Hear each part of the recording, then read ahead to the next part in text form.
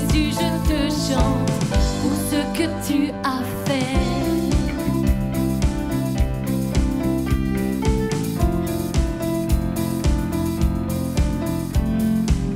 Qui ramène la paix dans la confusion, change les orphelins en fils et en filles.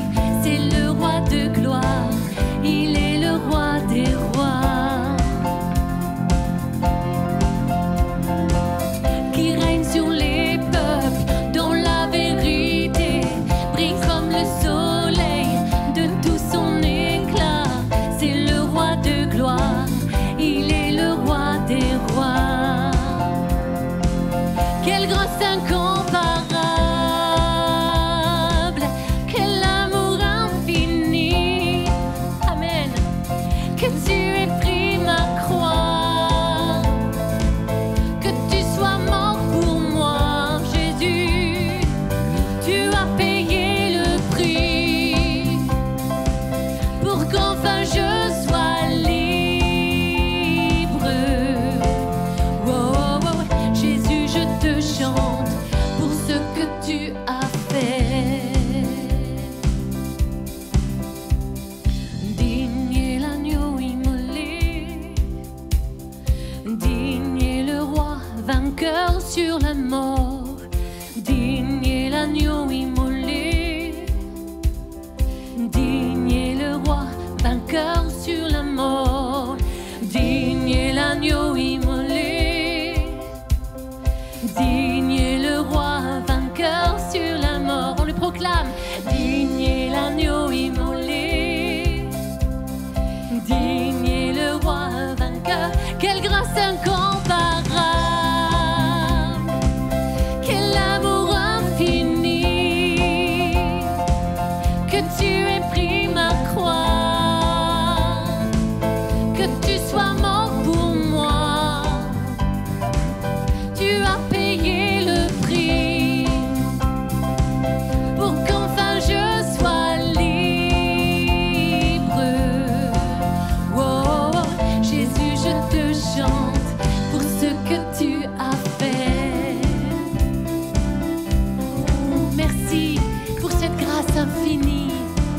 Alléluia.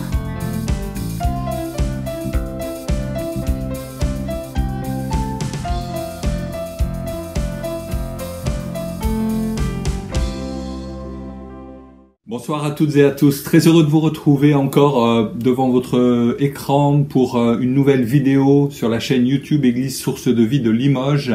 N'oubliez pas de liker, n'oubliez pas de vous abonner, cela encourage les équipes et ça nous permet aussi de pouvoir toujours mettre en valeur la réalité de l'amour de Dieu pour quiconque sur cette terre et d'aller jusqu'aux extrémités de la terre pour parler du Seigneur.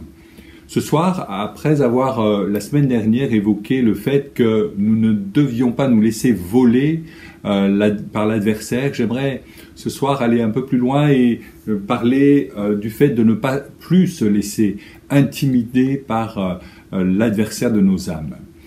Comme je l'ai dit la semaine dernière, l'adversaire cherche à piller notre joie, à nous débarrasser de notre bonne humeur spirituelle. Il cherche à enlever notre consécration.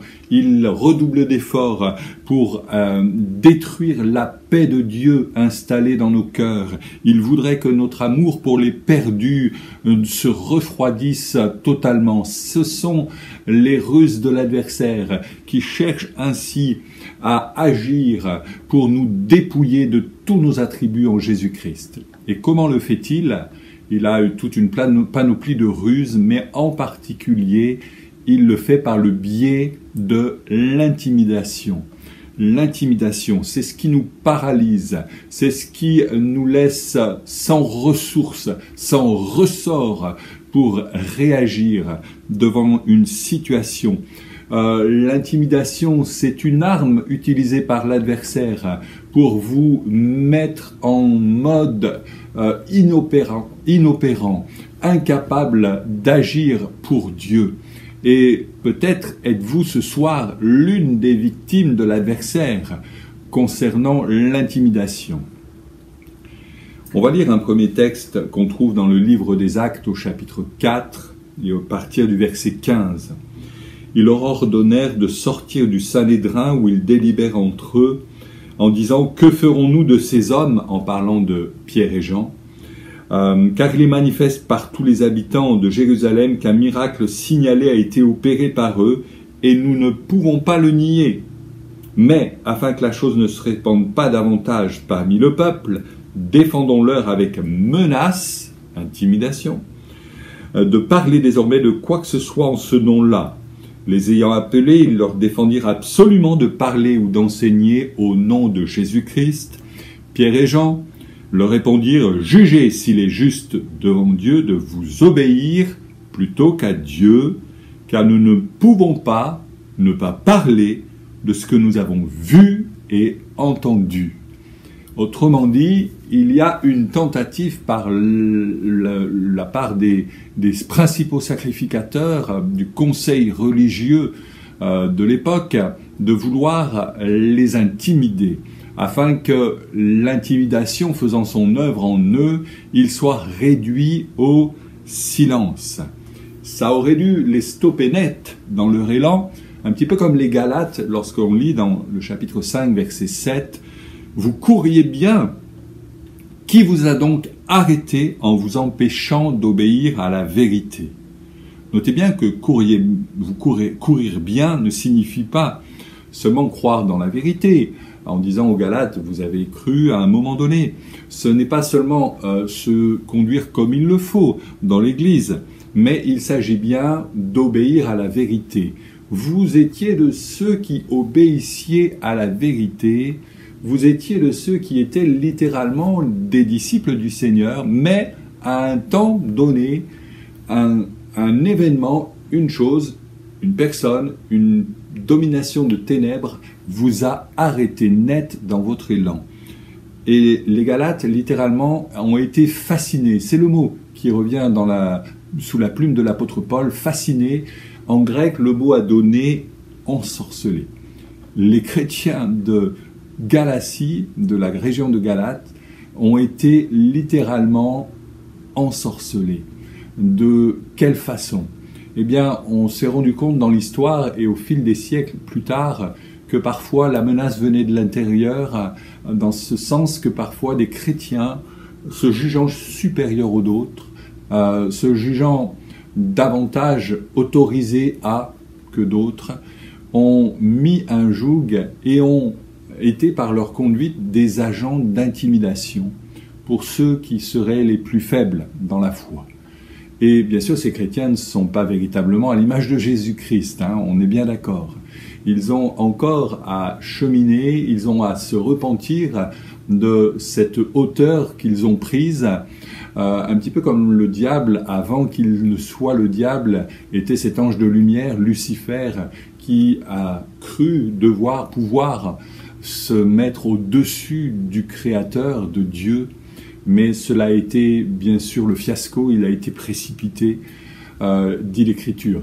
De la même manière, des chrétiens orgueilleux, des chrétiens suffisants sont ceux qui peuvent mettre les autres mal à l'aise et les placer sous une forme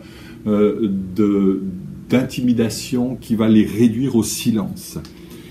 Et voilà quelle est la réponse devant...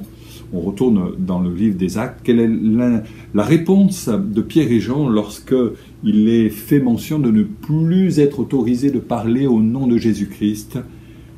Jugez s'il est juste devant Dieu d'obéir à Dieu plutôt qu'à des hommes. Ce n'est pas, bien sûr, ici un appel à l'insurrection civile, mais c'est un bon ordre des choses qui est rétabli. Nous devons obéir prioritairement à Dieu plutôt qu'aux hommes qui cherchent par le fait de l'intimidation à nous rendre inopérants. C'est important, l'intimidation nous pousse à céder notre autorité spirituelle que nous avons en Jésus-Christ pour nous rendre incapables de faire quoi que ce soit. Et si à cet instant précis, Pierre et Jean avaient dit oui, d'accord, on reconnaît, on a mal fait, on fera plus, on va se taire, on va garder nos distances, on va plus pouvoir apporter la bonne nouvelle aux autres, on comprend, vous êtes les plus forts. Eh bien, à ce moment-là, l'évangile n'aurait pas pris d'essor. L'évangile serait certainement passé par d'autres personnes, mais ils ont été fermes, ils ont été décidés dans leur cœur, ils n'ont pas cédé à l'intimidation pour finalement reculer et ensuite se retrouver dans la frustration et dans le mutisme. Car ceux qui cèdent à l'intimidation, qu'elle vienne des rangs de l'Église même ou de l'extérieur, bientôt vont connaître le mutisme, vont connaître la frustration intérieure et un malaise va s'instaurer. On a dans l'Écriture un autre exemple d'intimidation bien connu, dans 1 Samuel 17, nous n'allons pas tout lire le récit, mais simplement les versets 26, 27 et 28. David dit aux hommes qui se trouvaient près de lui, « Que fera-t-on à celui qui tuera ce Philistin et qui ôtera l'opprobre, la honte, de dessus Israël? Qui est donc ce Philistin, cet incirconcis, pour insulter l'armée du Dieu vivant ?» Le peuple, répétant les mêmes choses, lui dit, « C'est ainsi que l'on fera à celui qui le tuera. » Eliab, son frère aîné, qui l'avait entendu parler à ses hommes, fut enflammé de colère contre David, et lui dit, « Pourquoi es-tu descendu? Et à qui as-tu laissé ce peu de brebis dans le désert? Je connais l'orgueil et la malice de ton cœur, c'est pour voir la bataille que tu es descendu. » David répondit, « Qu'ai-je donc fait? Ne puis-je donc pas parler ainsi ?» Il se détourna de son frère pour s'adresser à un autre, et il fit les mêmes questions. Le peuple lui répondit, comme la première fois. On a ici un événement majeur, c'est ce Philistin aux mensurations extraordinaires, ce Goliath qui a lancé un défi à Israël, et pendant 40 jours d'affilée, il se présente chaque jour pour intimider Israël, et pendant 40 jours, ça marche. Les troupes d'Israël tout entières, même s'ils essayent de montrer un semblant de fierté à l'extérieur, sont en fait littéralement pétris de peur, leurs genoux claquent l'un contre l'autre, et surtout ils sont incapables de tenter quoi que ce soit, car encore une fois, je le répète, celui qui est victime de l'intimidation se retrouve paralysé, muselé. Jusqu'au moment où David arrive sur le champ de bataille, et lui, il va être davantage découragé par ceux de son propre camp, ceux d'Israël, son frère Eliab, que par le fait de voir ce géant Goliath. Et d'ailleurs, on se rend compte qu'Eliab, son grand frère, lui dit « Mais je connais ton insolence, je connais ton orgueil, la malice de ton cœur, c'est pour voir la bataille que tu es descendu parmi nous. » Celui qui est victime de l'intimidation va vouloir soulager une certaine forme de pression à l'intérieur de lui en mettant la faute sur d'autres, en essayant de détourner la frustration qui est la sienne de ne pas pouvoir réagir devant celui qui est l'intimidateur véritable, et il va s'en prendre à ceux qui sont autour de lui, en particulier peut-être ceux d'apparence plus faibles, ce qui était le cas avec David, qui était un jeune garçon bien frêle d'apparence, devant Eliab, qui était un grand costaud. Cette parole dure montre qu'Eliab manque de spiritualité, n'a plus la couverture de l'autorité de Dieu sur sa vie, et il s'attaque au caractère de son frère plutôt qu'au problème réel, exact, qui est la présence de Goliath, qui vient pour affronter Israël.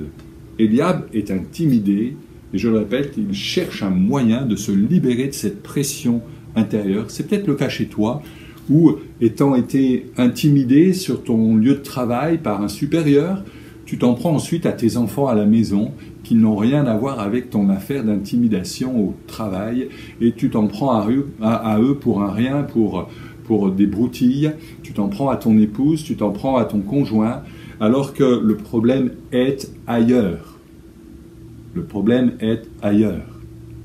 Et il faut que tu règles ton problème avec la grâce de Dieu. Et heureusement, il y a une solution à toute forme d'intimidation.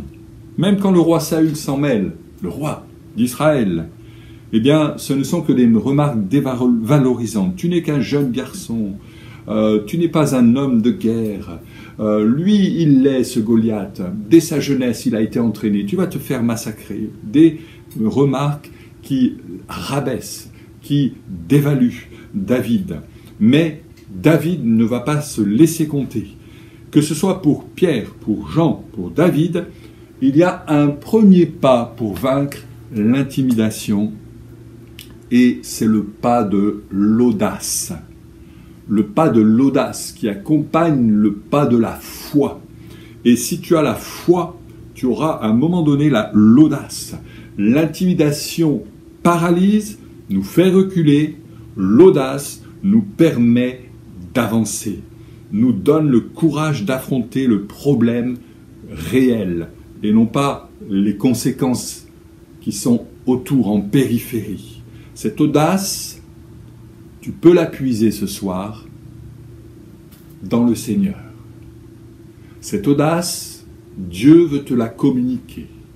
Et j'aimerais te donner ce soir 2 clés pour te permettre d'acquérir cette audace suffisante. Ce sont des vérités spirituelles inscrites dans l'Écriture. La première se trouve dans 2 Timothée, chapitre 1, verset 7. 2 Timothée, chapitre 1, le verset 7. Et on va lire au verset 6. « C'est pourquoi je t'exhorte à ranimer le don de Dieu que tu as reçu par l'imposition de mes mains, car ce n'est pas un esprit de timidité. » Certaines traductions disent même « ce n'est pas un esprit d'intimidation que Dieu nous donne, mais un esprit de force, d'amour et de sagesse. » L'intimidation ne vient jamais de Dieu. L'intimidation procède d'une ruse de l'adversaire pour t'ôter l'autorité que tu as en Jésus-Christ pour marcher sur la tête du serpent, pour contrecarrer les plans funestes de l'adversaire sur ta vie. Eh bien, voici qu'il est dit, ce n'est pas un esprit de timidité que Dieu donne, mais un esprit d'amour, de force et de sagesse. L'audace, elle est alimentée par le caractère de Dieu.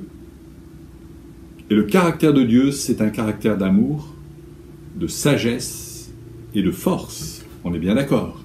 Eh bien, ce caractère de Dieu, il t'est accordé, il est imprimé à ta vie, à ton cœur, par le Saint-Esprit. C'est le Saint-Esprit, travaillant en toi, qui va te donner de pouvoir revêtir toutes les caractéristiques de la personne même de ton Seigneur, qui se caractérise donc par sa force, sa sagesse et son amour. Et à partir de là, il y a comme un réveil en toi, comme une hardiesse spirituelle nouvelle qui s'installe. David pouvait dire « L'Éternel est la force de ma vie, de qui aurais-je crainte ?» Et je te rappelle que David, ce n'était pas le plus costaud de la bande, parmi les fils de Bethléem, et c'était au contraire le plus tendre, le moins affermi, aguerri sur le plan militaire. Mais sa force ne résidait pas dans ses muscles, au niveau des bras, mais sa force reposait sur Dieu, qui est le Tout-Puissant, qui a toute autorité, qui a tout pouvoir, et qui peut contrecarrer les plans de l'adversaire.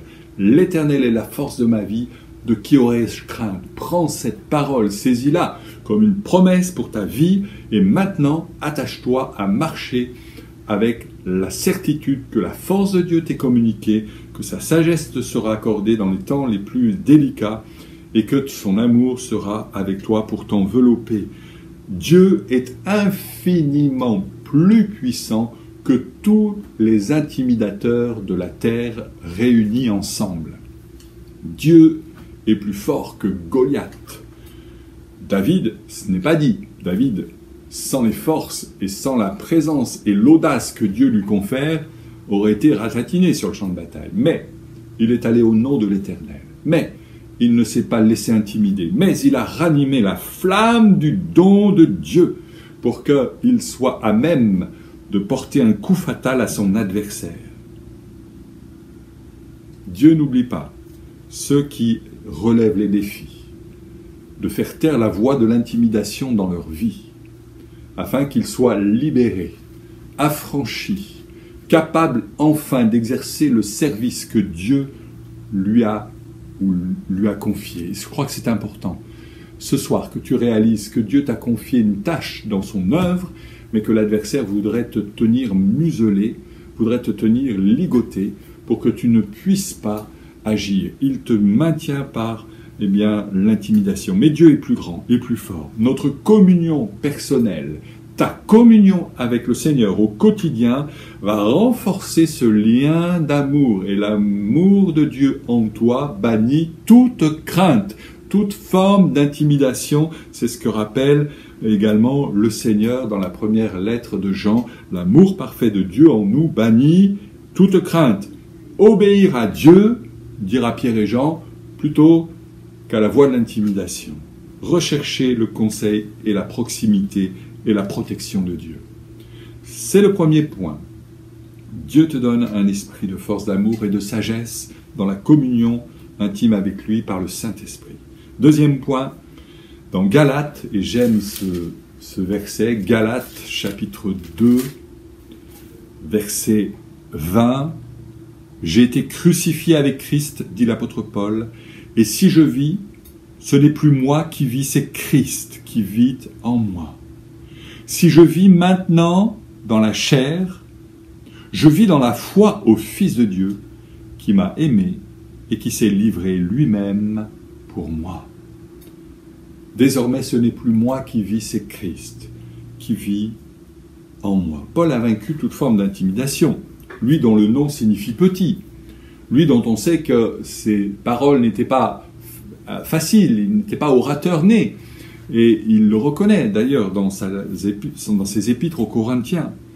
Lui qui a été certainement à maintes reprises l'objet de tentatives d'intimidation lorsqu'il a reçu des coups de fouet, lorsqu'on l'a jeté à demi-mort en sortant de la ville de Lystre.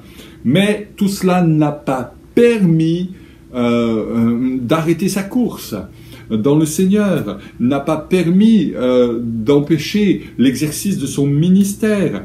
Il ne s'est pas dérobé devant toute forme de tentation qu'il a pu subir. Il a fait front, il a été courageux, il a fait preuve d'audace parce qu'il savait qui il était en Christ. Il dira, mais moi, je ne fais pour moi-même aucun cas de ma vie, comme si elle m'était précieuse, pourvu que j'accomplisse ma course avec joie et le ministère que j'ai reçu du Seigneur Jésus, celui d'annoncer la bonne nouvelle de la grâce de Dieu. Voilà ce qu'il pouvait affermir. Et juste avant, il est parlé des tribulations qui l'attendent et des liens qui vont être les siens bientôt, mais voilà. Paul dit, je vais être arrêté, je le sais, si je vais jusqu'à Jérusalem, ça sera ainsi, je vais connaître des tribulations, mais cela m'importe peu, parce que je ne vis plus pour Paul. Je ne vis plus pour moi-même. Mon identité est autre. Je vis dans la foi au Fils de Dieu qui s'est livré lui-même pour moi à la croix.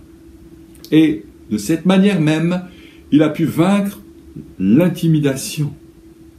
Il a pu vaincre l'intimidation. Et le secret pour vaincre l'intimidation, c'est de ne plus faire cas de sa vie propre. C'est de mourir à soi-même pour que Christ prenne la place en nous.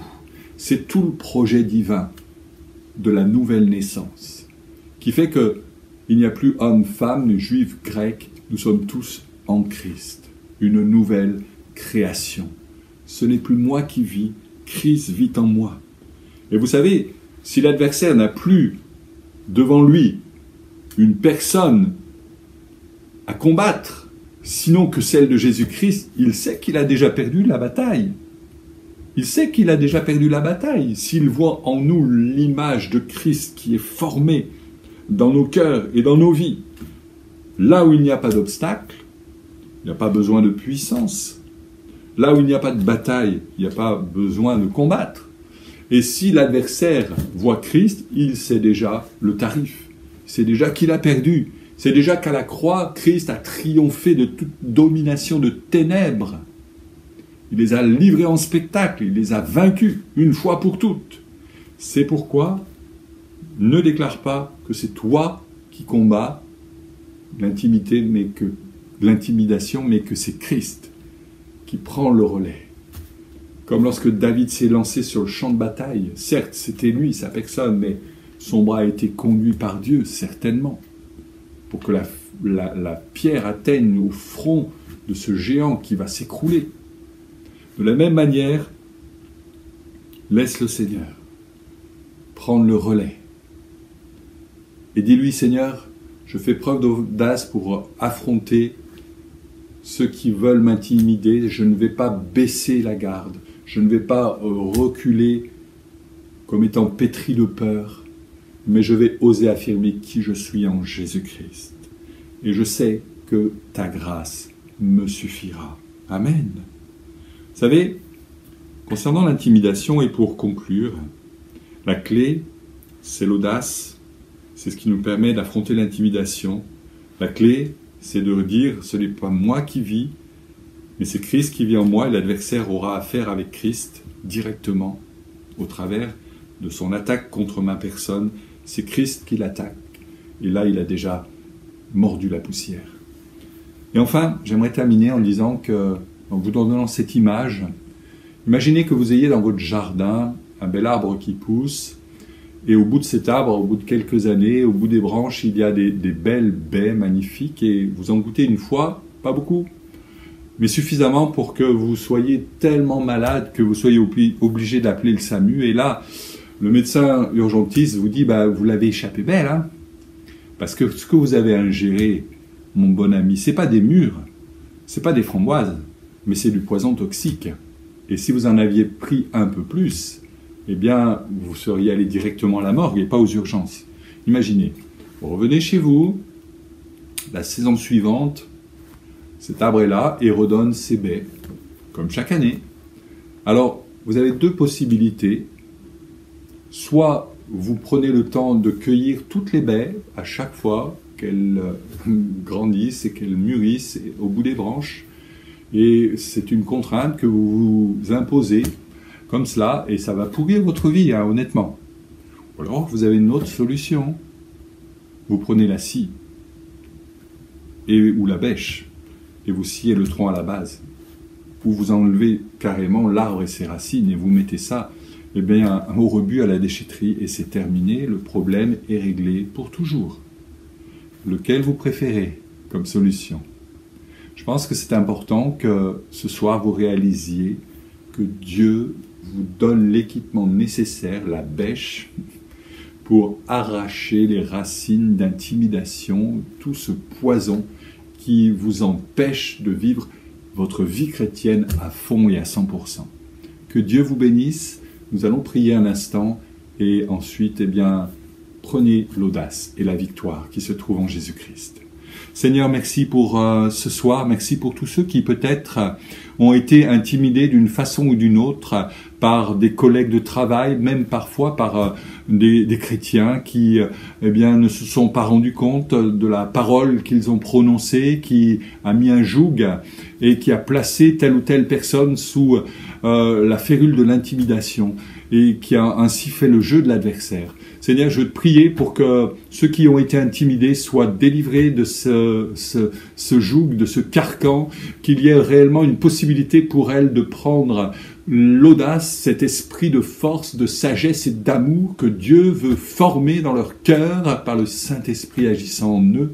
Je te prie, Seigneur, pour qu'ils réalisent que ce n'est plus à eux de combattre, mais Christ a déjà tout accompli pour leur vie. Ce n'est plus moi, ce n'est plus eux qui vivent, c'est toi qui vis en nous. Quelle grâce, quel amour. Seigneur, je veux dire ce soir qu'il y a un temps maintenant pour la libération, pour la délivrance de tous ceux qui sont captifs de l'intimidation au nom de Jésus-Christ. Amen. Voilà, que le Seigneur vous bénisse abondamment et nous nous disons à très très bientôt sur notre chaîne YouTube. Merci de nous encourager en vous abonnant. À bientôt.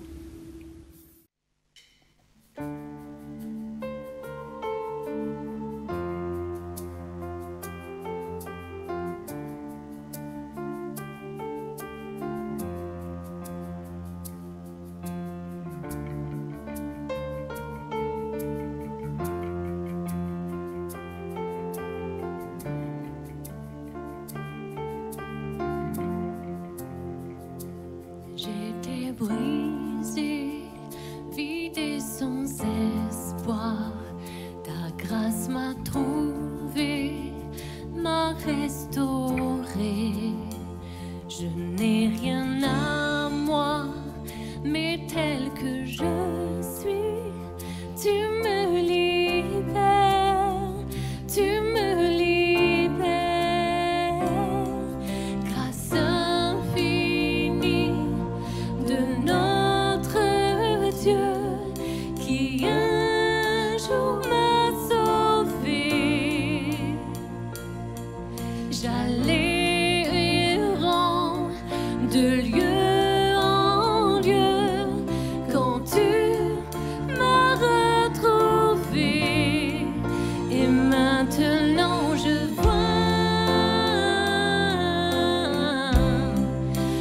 vois l'amour, la grâce dans tes yeux, donnant ta vie pour moi,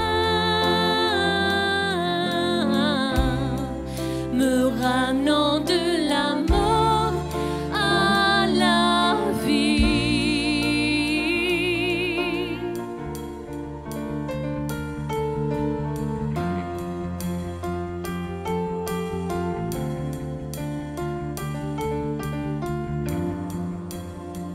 Tu prends nos échecs, tu prends nos faiblesses, tu places ton trésor dans des vases d'argile. Oh, prends mon cœur, Père, je veux te servir pour que tout soit ta vie en moi. Grâce infinie de notre Dieu qui un jour m'a sauvé. J'allais errant de lieu en lieu quand tu m'as retrouvé. Et maintenant je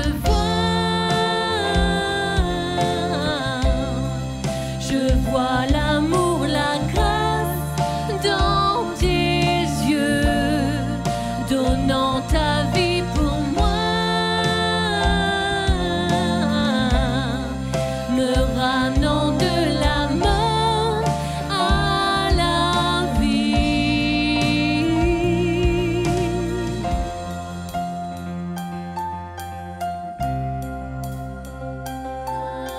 Seigneur,